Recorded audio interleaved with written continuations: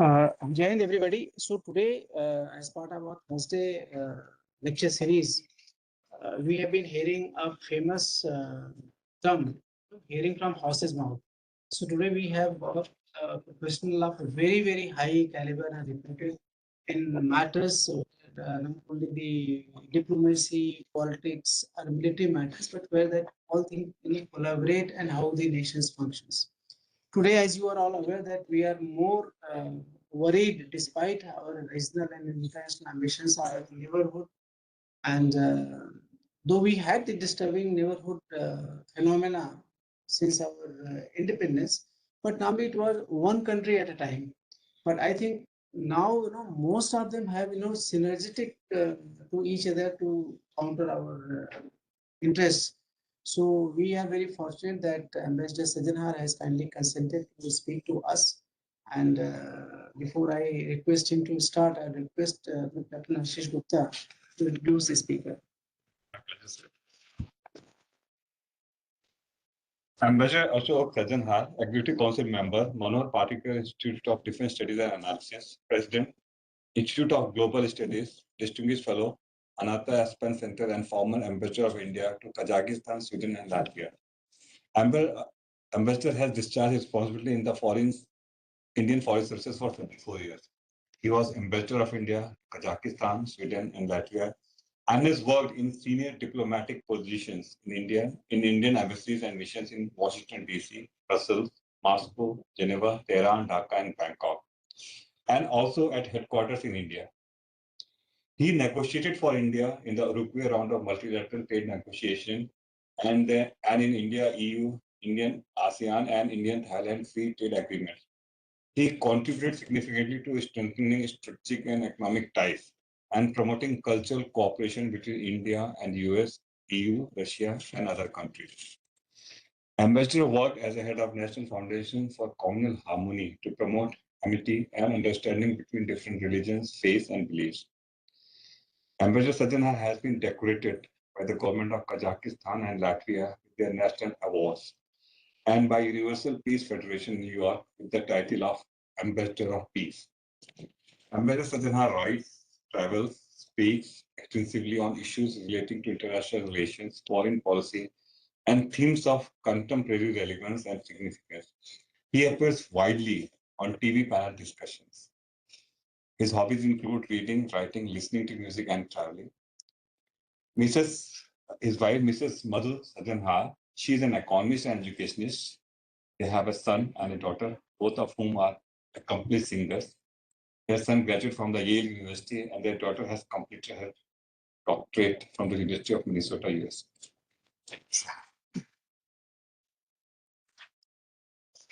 Alex. Yeah. Thank you very much, Ashok Kumar and The name tags.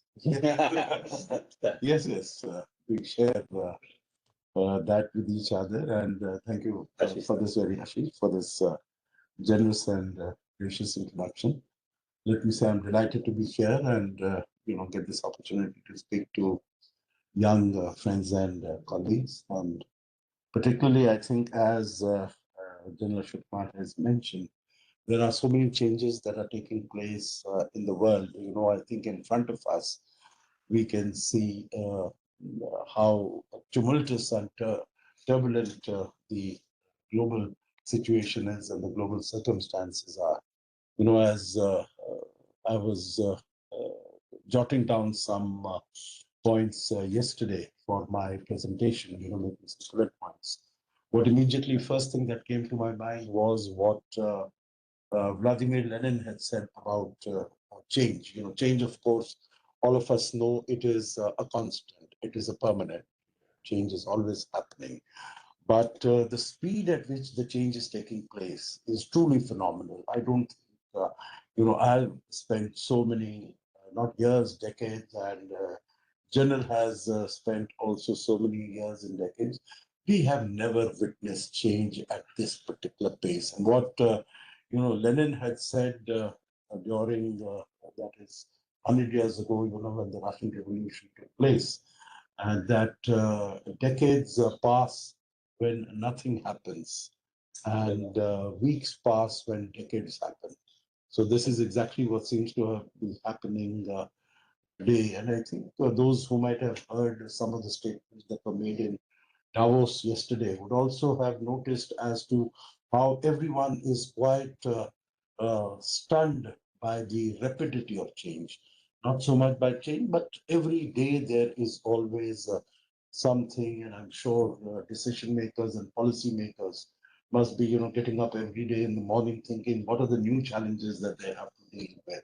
So these are the sort of, environment in which we are living today. And of course, there are huge challenges, I would say, but there are also huge opportunities because and possibilities, because that is what we have as a country. Because I look upon this as to how our country is looking at all the changes and challenges. So let me very quickly also, uh, what has truly emerged over the last, particularly over the last 1 year, because, when Mr.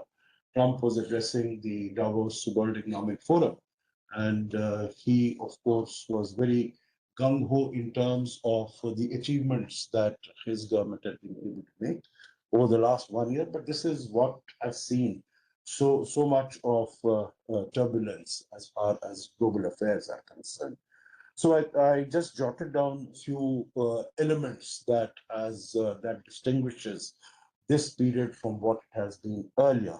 So one is, of course, the unpredictability of Mr. Trump, because he might say something today and he might say something entirely different, 180 degrees to the other side. That so one has to be prepared for that. Otherwise, as far as global affairs are concerned, particularly as far as global economy is concerned, what we really want to see is that there should be certainty, that there should be predictability. That is how investments can take place. But here we have seen the weaponization of tariffs as it has taken place, and how that has put everything, upended everything. The second issue is the, again, meaning that has been true to some extent, but it has never been done so blatantly that might is right. That if you have the power, you can get away with anything. I'm sure some of you might recall what the Greek historian Thucydides had said, that the strong will do what they can, and the suffer must, the weak must suffer what they must. Yeah. So, something of that sort, that, and riding roughshod over anything, any rules, any laws, global laws, meaning I can say definitely, that when Thucydides and Herodotus and all the others might have written the accounts of the Peloponnesian War or any of the other conflicts. At that time there were no such international bodies, and they have come into, into being only about, let's say, 100 years ago, with the League of Nations first for a short period, and then after that the United Nations. So whether it is in terms of, we talk about territorial integrity, sovereignty, etc., of countries, that has come about. But these are principles, although they have been violated in the past also. The strong have tried to go in, but then they have tried to shroud it and cloak it in terms of, that we are going there for establishing the democracy in Afghanistan or in Iraq or whatever it is. It has never been sort of so blatant that we are going because I'm going to Venezuela because I need the oil from there, I need assets, and even as far as Greenland is concerned. So might is right. Alliances that have been there, that has really been the bulwark of the world order in the post Second World War. It is that this is all alliances have been shattered. And even as far as the US-India partnership is concerned, that also, although it's not an alliance, it's just a partnership, but that also is suffering considerable stress and strain. Alliances in terms of the treaty partnerships, whether it is NATO or for that matter, it is in terms of the trade relationship, the relationship partnership between United States, Canada, Mexico, even that has there has been so much weaponization of tariffs has been taken right up to the extreme. In terms of there is a rise of a universal hegemon. Earlier, there used to be some sort of balance between different players, different actors, but here you have a rise of one hegemon, and no one is really able or willing to stand up to that hegemon because the way you look at it, the manner in which this UNSC resolution 2830 was adopted last in December, in which they established a board of peace. And of course, in that it is mentioned that the board of peace will be only for Gaza, for establishing peace. But now it is said that it could be an institution in perpetuity.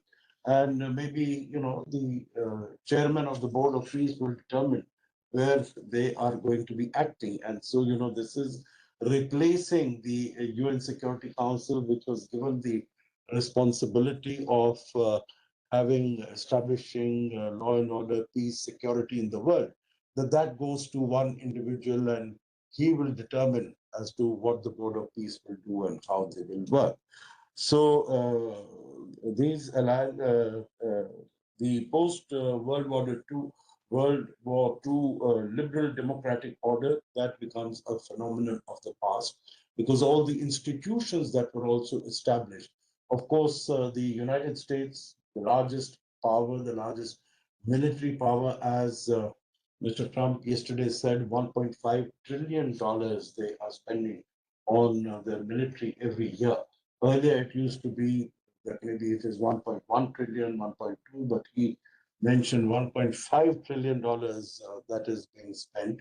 And also the world's largest economy with a GDP of about 28, $30 trillion, accounting for about 26 to 28% of the global GDP. So that is, they have left about 66 international organizations, some of them small ones, but they have totally wrecked even the fundamental international organizations like the WTO, because the manner in which all these tariffs are being imposed, they are totally contrary to the laws of the WTO in terms of the MFN principle, in terms of negotiation of tariffs between different countries.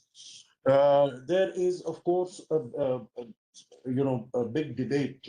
I was telling you that yesterday I was at the CAPS, yes, and there was this discussion on whether it is a unipolar world or a multipolar world. And what Mr. Carney yesterday said, that it is, and I had mentioned at that time, that definitely the unipolarity of today is not the unipolarity of the 1990s. That is number one. It's very, very different. And it might not be multipolar because, the first two poles are much more powerful than the other emerging economies. But it is moving towards that. So it is, a world in transition. Although what the final shape and structure is going to be, that is very unclear. But Mr. Mark Carney, the Prime Minister of Canada, he says it is not a transition, it is a rupture. So, we might not have, and some other people tend to call it, rather than being an order, that it is a situation of disorder, total disorder. So, I was looking at the title of my talk also in the emerging global order. So I think it is more of a global disorder that, seems to be defining it. But that having been said, that whatever order we've had for the last 80 years, from 1945 onwards, after the United Nations and all its agencies were established, that is a thing of the past. And we'll really have to wait and see what it takes its place. But definitely, I'm not as pessimistic, let me put it this way, as the Canadian Prime Minister was, that it's a rupture, total rupture, and we might. I am still very sanguine that in their own self-interest, the countries will come together and will try to form some sort of a thing. I had some time ago written an article titled "Is Multilateralism Dead?" And there I had said that even if it did not exist, man would, like God, man would have to invent multilateralism. And so here also, I think some sort of a multilateral order will have to be established going forward. Of course, in the new current day context, we also witness that there is emergence of technology, because that has become the fundamental element. Earlier, it might have been military power. Earlier, it might have been trade, which were the instruments really of power. But today, it is technology, and whether it is AI or it is semiconductors, we've seen rare earth minerals, the magnets, etc. And then lastly, what came to my mind was in terms of how today there is the weaponization of interdependence. And that really started during the time of COVID-19, when we had China weaponizing all these, even small little things, whether it was ventilators or PPEs or vaccines or anything of that sort. So, if I could mention, we have really moved from the predictability that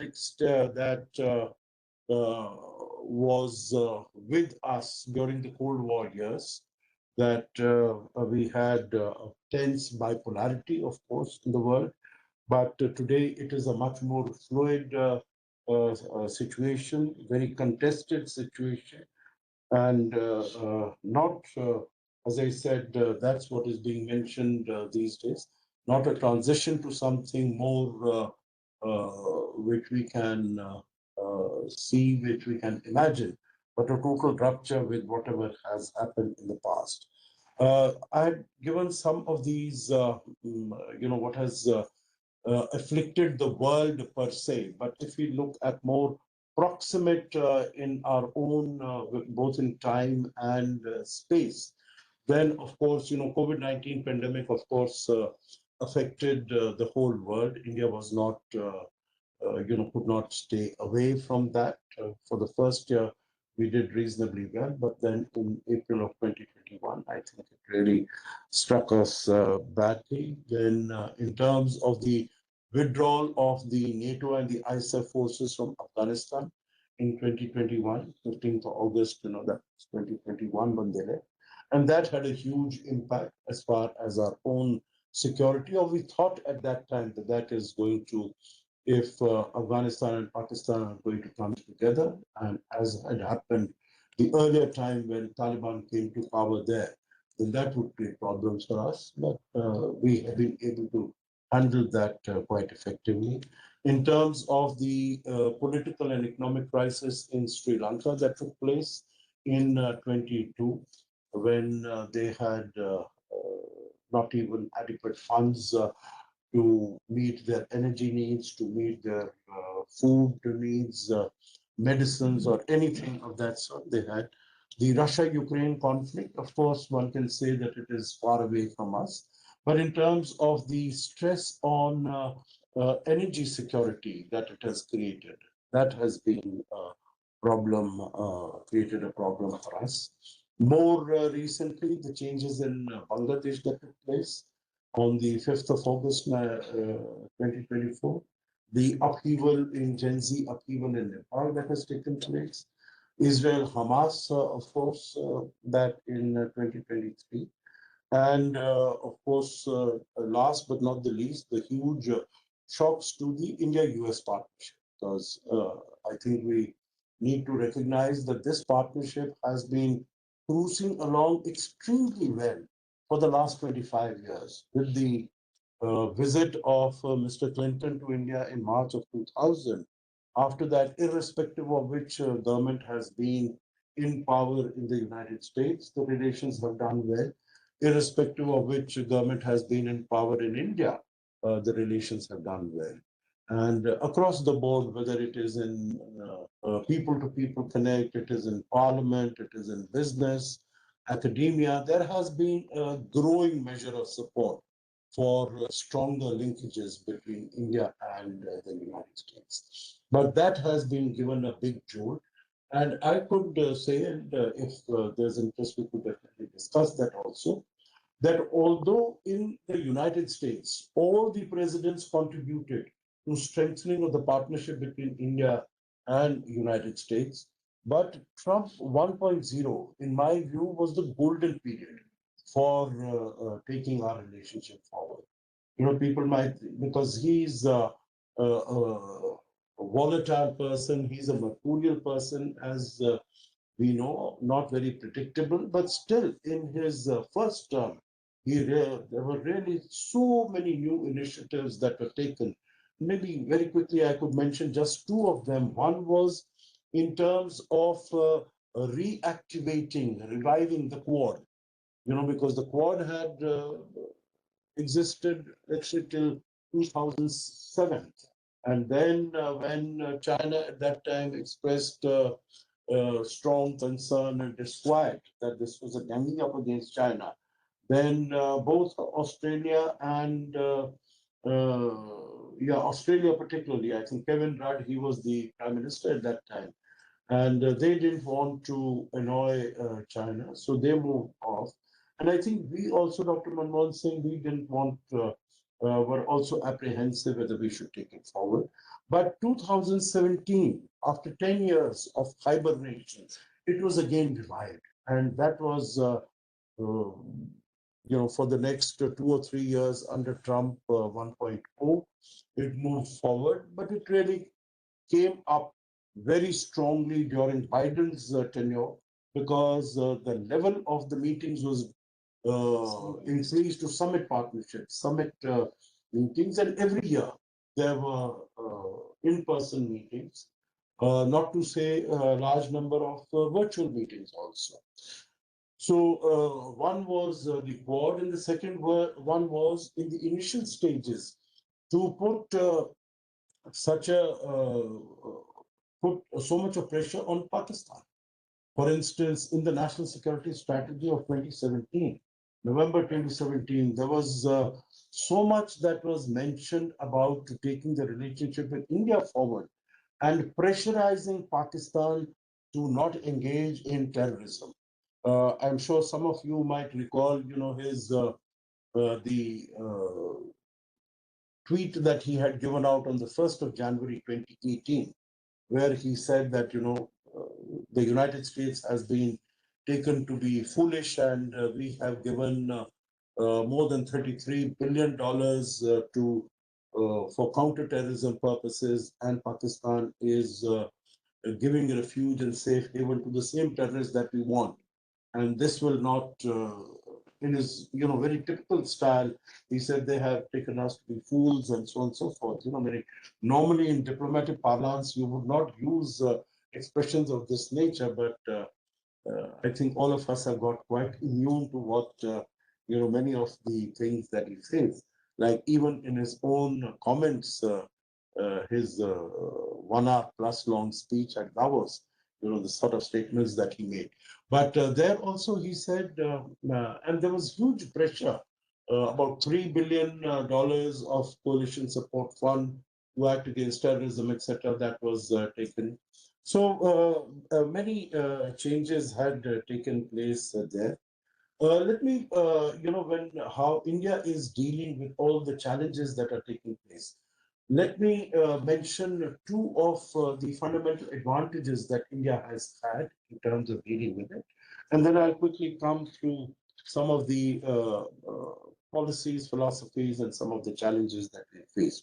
Number one is, of course, in my view, the fact that India's economy has done exceedingly well. Today, we are, of course, the fourth largest economy. Just about 10 years ago, we were the 10th largest economy. So the progress has been, while other countries have really not been able to grow, but India has been able to do well. Today we are a $4 trillion economy. In the last two quarters, if you see the last quarter, 8.2% GDP growth. Before that, 7.8% GDP growth. I think the other international bodies, not only RBI from India, etc., but IMF, World Bank, etc., all of them have also spoken. They have upgraded India's GDP growth during the current year. It is about uh,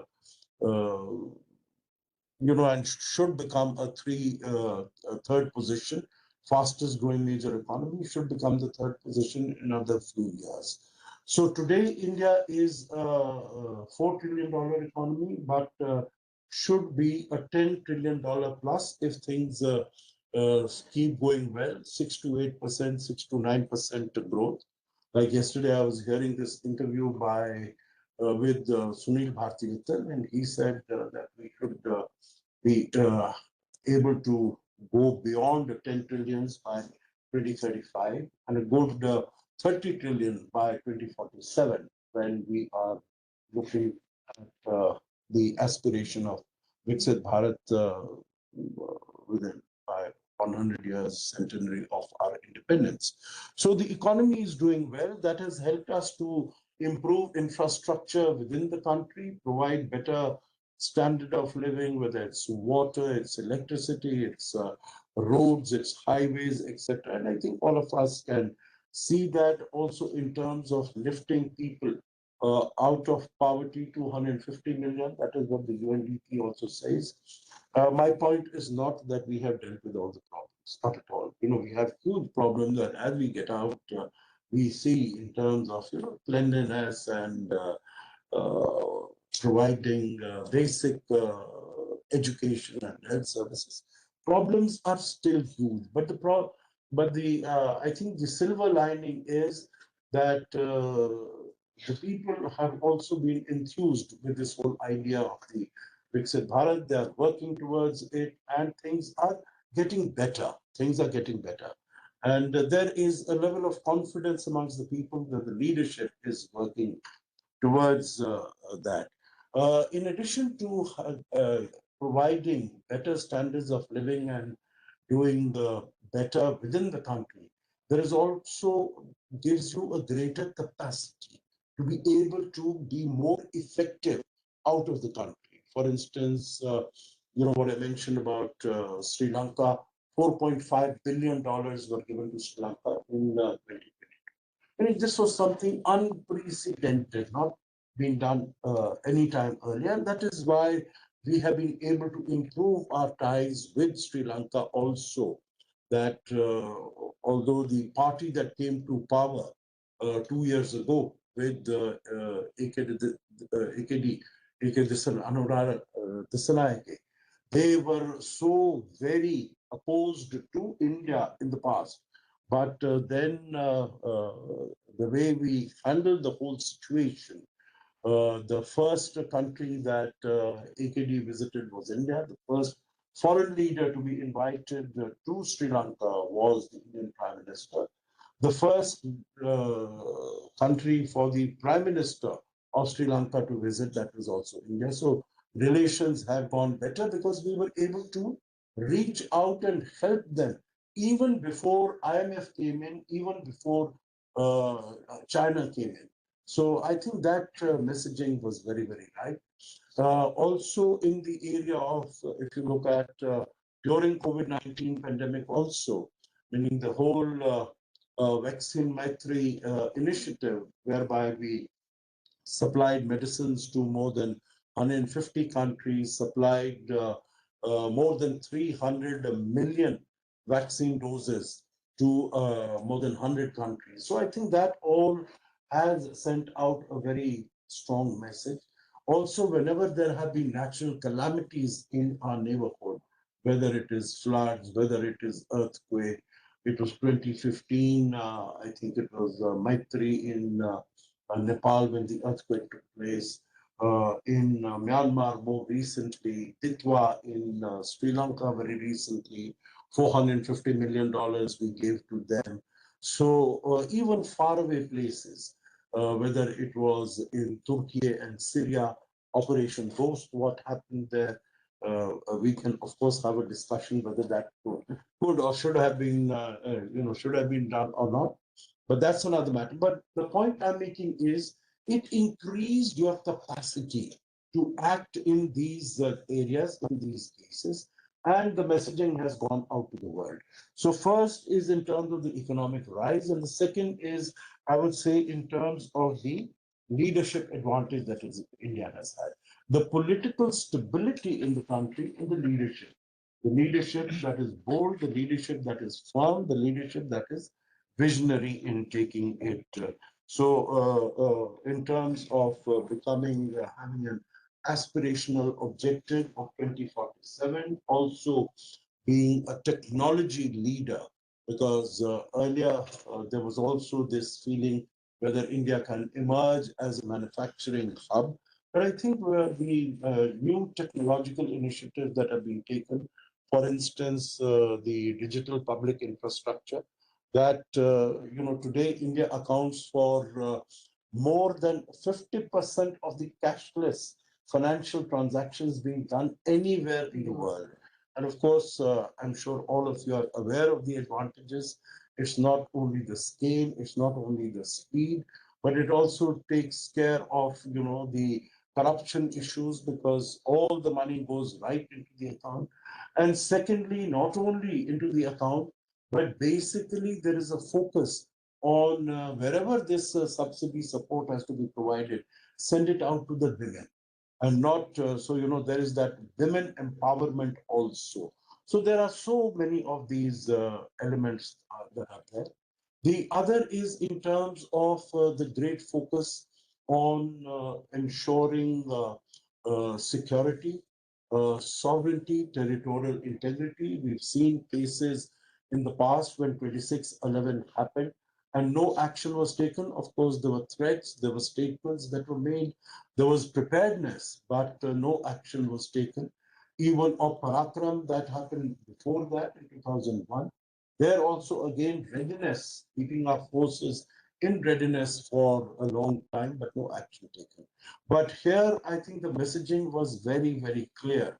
Whether it was in 2016, where the surgical strikes took place, or it was in Pulwama in 2019, February 2019, we had, or for that matter, Pahalgam, April last year, and Opsindur.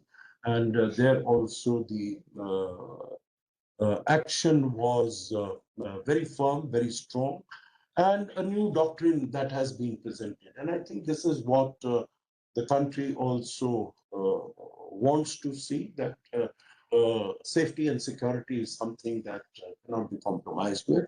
Similarly, on the northern borders also, whether it is with in 2017 with China in Doklam, although Doklam is not a part of India, but when our own security is, there are threats, there are dangers of being infringed, then you are willing to act. And also what happened in Galwan. And I think no one really expected, definitely the Chinese also would not have expected that we'll be able to get a mirror deployment so very quickly. We could also get, go and occupy the Kailash ranges as we were able to do, again, very, very quickly. So, and that we stuck there for the next 4 or 5 years till our basic demand of a status quo ante that was restored. And we were able to start the process of normalization only in October 24 when the two leaders met in Russia, in Kazan, when the Kazan BRICS meeting took place. And Prime Minister Modi and the Chinese leader Xi Jinping met. And then this process of normalization has slowly and gradually that has move forward. Also, I think we have stood firm against the coercive tactics of President Donald Trump. Whatever has been done in terms of the threats that don't import oil from Russia. Also, no word of condemnation or criticism of Russia. Although we have maintained very categorically that this dispute should be solved through dialogue and diplomacy, and battlefield is not the place where any type of disputes can be settled. So we have maintained that, but we have also followed this policy of strategic autonomy. So whether it is in terms of our foreign policy, it is the three principles that have been that we have observed. It is the first that was enunciated by the Prime Minister when he went in 2014, his first address to the United Nations, that was of Vasudhaiva Kutumbakam. The whole world is a family. That is how, that is the, those are the policies that we adopt, that we implement in our domestic context. And that is also, whether it is Sabka Saath, Sabka Vikas, that is also the philosophy that we take forward as far as our foreign policy is concerned. And similarly, also we have the issue of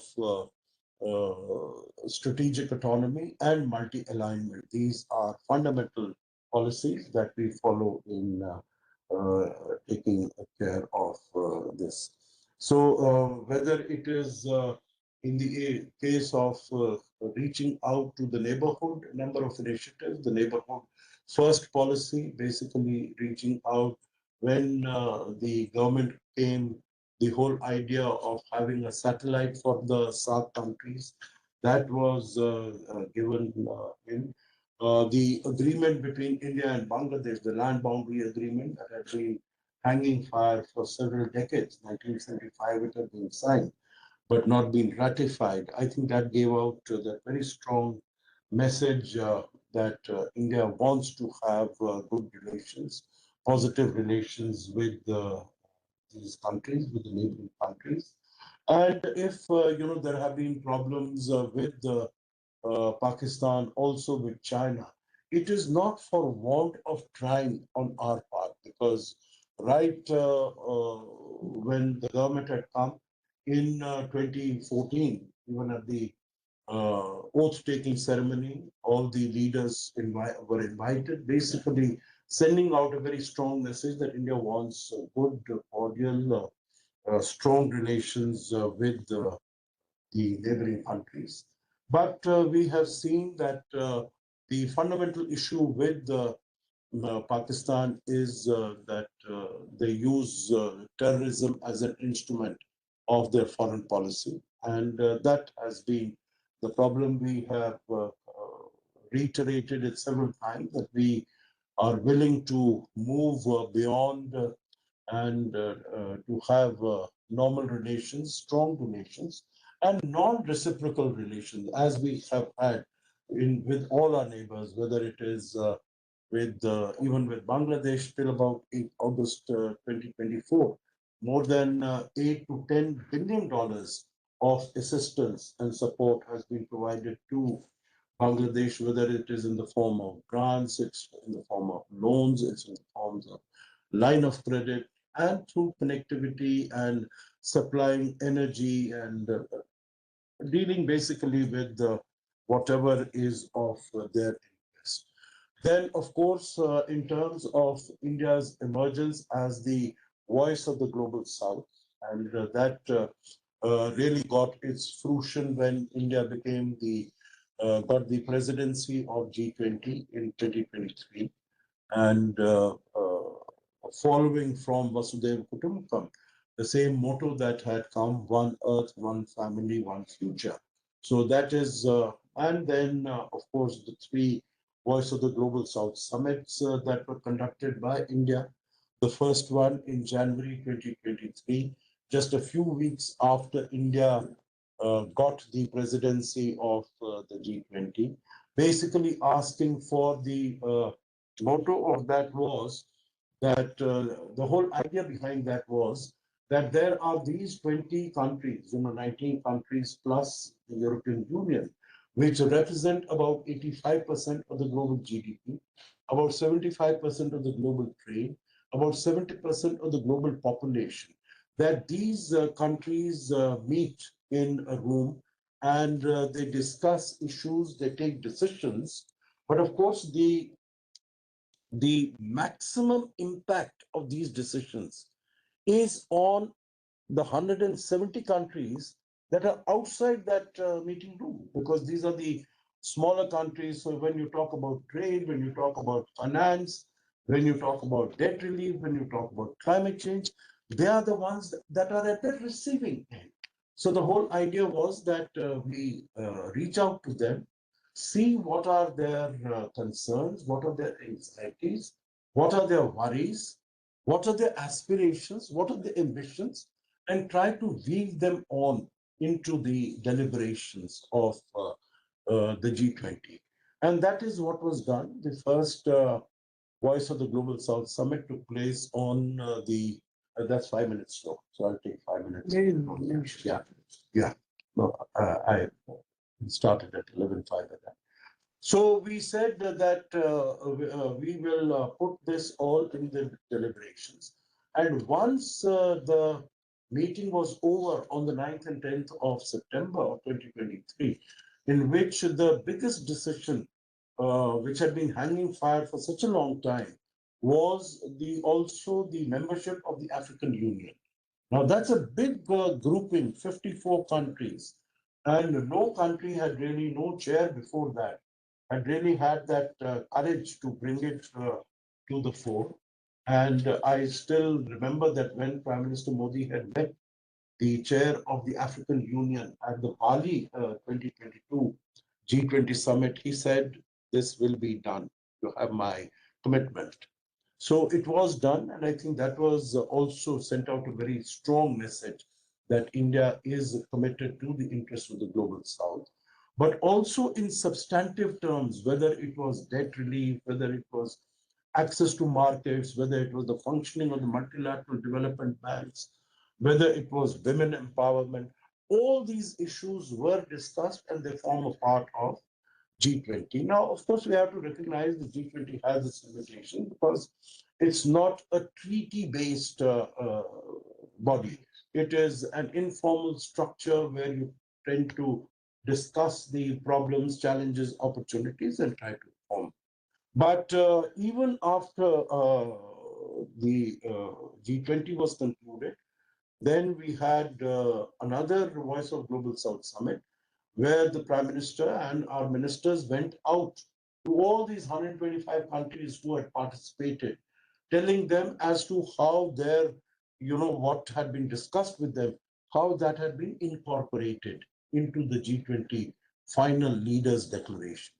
And then there was another Voice of the Global South Summit that took place in 2024. The point I'm making is that India has positioned itself as a very important interlocutor and advocate of the Global South. Not that it was not there earlier, but I think the challenges have increased in recent years. And in that context, India has emerged as a very important voice there. The last couple of comments that I'll make is India's policy of multi-alignment and strategic autonomy. And I think that is visible in very many areas. India is possibly the only or one of the very few countries which bridges the divide in this very polarized world between the East and the West and the North and the South. So the South, I have just spoken in terms of how it articulates the concerns of the global South, but also in terms of the East and the West, whether it is Russia and the Western countries, US, West Europe, even as far as Ukraine is concerned. So it has maintained a balance between these two. One point I would like to make here is that what I think that multi-alignment and strategic autonomies, in my view, are two sides of the same coin, because a country has to have a certain economic, military, political, strategic strength to be able to use this policy. It's, in my view, basically middle powers can, and India, of course, has aspirations to become a leading power. So they are the ones who can use this the policies of strategic autonomy and multi-alignment, but it should not be confused with transactionalism, because transactionalism is something that Mr. Trump employs. And transactionalism, in my view, is a very narrow concept, that you have a one-to-one deal and you finish. While multi-alignment is a much more broad-based aspect. You are looking at a multipolar world. There are long-range policy decisions that you have taken in terms of partnership with other countries on certain specific areas. You might not agree on all the areas, and we can have a discussion on that, but definitely it is not, to be confused with that, which some of the developed countries are. I was listening to the statement by the Finnish president, and last time at the UN General Assembly, and he spoke about how multi-alignment is the same as transactionalism, which is something that I don't agree with. So I think as far as the India's position, when it bridges all these different bridges the gap and acts as a bridge between different countries. Some evidence, India is a member of BRICS. India is also a member of the Quad. So these two are organizations are really at, in some sort of tussle with each other. India has taken over the presidency of BRICS this year. So we'll really, I think that would also be a challenging assignment. India is also a member of the SCO, the Shanghai Cooperation Organization. And our Prime Minister gets invited to all the G7 meetings. So, again, very diametrically opposed. The last point that I would like to make here is that the external situation circumstances are very, very polarized, very fractured. There are deep fissures. What is it that we can do? I think basically we have seen that there is political stability within the country. We have to make ourselves stronger. So in terms of reforms at every level, that is something that we need to undertake and ensure that our economy continues to grow. Once the economy grows, as I've said, the possibilities and the potential also tends to increase, tends to grow very much. So I think that should be the focus. Of course, in terms of diversification of our relations, as we have done. In another 2-3 days, the European Union leadership is coming here. We are going to be signing the FTA. I remember distinctly when I was in Brussels, we had launched the negotiations in 2007. So it's going to be after 19 years. It's taken a long time. There have been many ups and downs in between. But we have signed also with the United Kingdom, with EFTA, with Australia, with UAE, and all of them, which have been done, 6, 7 of them over the last 10 years. They are doing exceedingly well. So I think whether politically, security-wise, strategically, we need to diversify, economically, trade-wise, we need to diversify. Look inwards, focus on our economy. And I'm reasonably hopeful, even as far as the India-US trade deal is concerned, also that we should be able to get that also concluded. We can, of course, discuss about that, but I'm hopeful that within the next few months, if not earlier, we should be able to get that. So let me finish here. And of course, I very much look forward to your questions and comments. Thank you.